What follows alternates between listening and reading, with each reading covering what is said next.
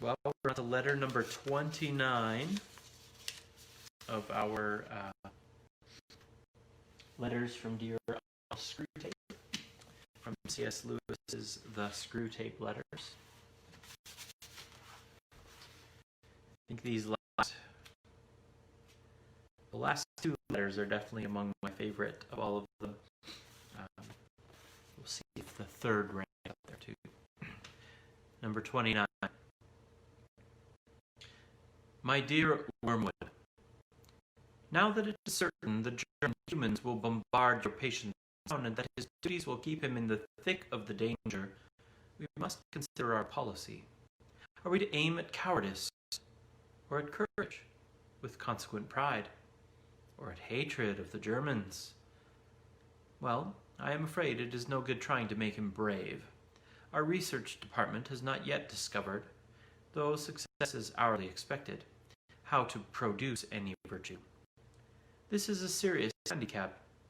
To be great and effectively wicked, a man needs some virtue. What would Attila have been without his courage, or Shylock without self-denial as regards the flesh? But as we cannot supply these qualities ourselves, we can only use them as supplied by the enemy, and this means leaving him a kind of foothold in those men whom otherwise we have made most securely our own. A very unsatisfactory arrangement, but I trust we shall one day learn to do better. Hatred we can manage. The tension of human nerves during noise, danger, and fatigue makes them prone to any violent emotion, and it is only a question of guiding this susceptibility into the right channels. If conscience resists, muddle him. Let him say that he feels hatred not on his own behalf, but on that of the women and children, and that a Christian is told to forgive his own, not other people's enemies. In other words, let him consider himself sufficiently identified with the women and children to feel hatred on their behalf, but not sufficiently identified to regard their enemies as his own, and therefore proper objects of forgiveness. But hatred is best combined with fear. Cowardice alone of all the vices is purely painful, horrible to anticipate, horrible to feel, horrible to remember. Hatred has its pleasures. It is therefore often the compensation by which a frightened man reimburses himself for the miseries of fear. The more he fears, the more he will hate, and hatred is also a great anodyne for shame. To make a deep wound in his charity, you should therefore first defeat his courage. Now, this is a ticklish business. We have made men proud of most vices, but not of cowardice. Whenever we've almost succeeded in doing so, the enemy permits a war, or an earthquake, or some other calamity, and at once courage becomes so obviously lovely and important, even in human eyes, that all our work is undone. There is still at least one vice of which they feel genuine shame. The danger of inducing cowardice in our patients, therefore, is lest we produce real self-knowledge and self-loathing with consequent repentance and humility. In fact, in the last war, thousands of humans, by discovering their own cowardice, discovered the whole moral world for the first time. In peace, we can make many of them ignore good and evil entirely. In danger, the issue is forced upon them in a guise to which even we cannot blind them. There is here a cruel dilemma before us. If we promoted justice and charity among men, we should be playing directly into the enemy's hands. But if we guide them to the opposite behavior, this, sooner or later, produces, for he permits it to produce, a war or a revolution, and the undistinguishable issues of cowardice or courage awakes thousands of men from moral stupor.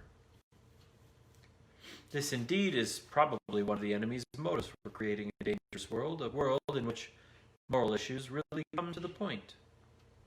He sees as well as you do that courage is not simply one of the virtues, but the form of every virtue at the testing point, which means at the point of highest reality.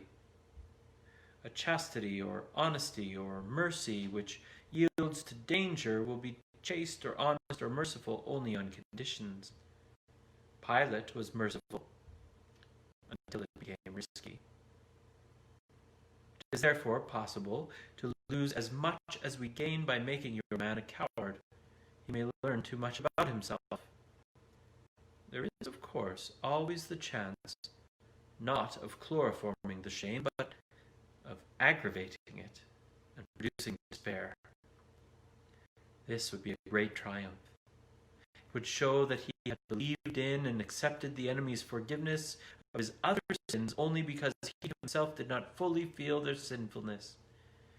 That in respect of the one voice, which he really understands in its full depth of dishonor, he cannot seek nor credit the mercy. But I fear you've already let him go too far into the enemy's school, and he knows that despair is a greater sin than any of the sins which provoke it. As to the actual technique of temptations to cowardice, not much needs to be said. The main point is that precautions have a tendency to increase fear. The precautions publicly enjoined on your patient, however, soon become a matter of routine, and this effect disappears. What you must do is keep running in his mind, side by side with conscious intention of doing his duty, the vague idea of all sorts of things he can do or not do inside the framework of the duty, which seem to make him a little safer. Here and do so and so into a series of imaginary lifelines. Well, if A happened, though I very much hope it won't, I could do B. And if the worst came to the worst, I could always do C. Superstitions, if not recognized as such, can be awakened. The point is to keep him feeling that he has something other than the enemy, and courage, the enemy supplies, something to fall back on, so that what was intended to be a total commitment to duty becomes honeycombed all through with little unconscious reservations. By building up a series of imaginary expedients to prevent the worst coming to the worst, you may produce at that level of his will, which he is not aware of, a determination that the worst shall not come to the worst. Then, at the moment of real terror, rush it out into his nerves and muscles, and you may get the fatal act done before he knows what you're about. For remember, the act of cowardice is all that matters. The emotion of fear is, in itself, no sin, and though we enjoy it, it does us no good. Your affectionate uncle, Screwtape.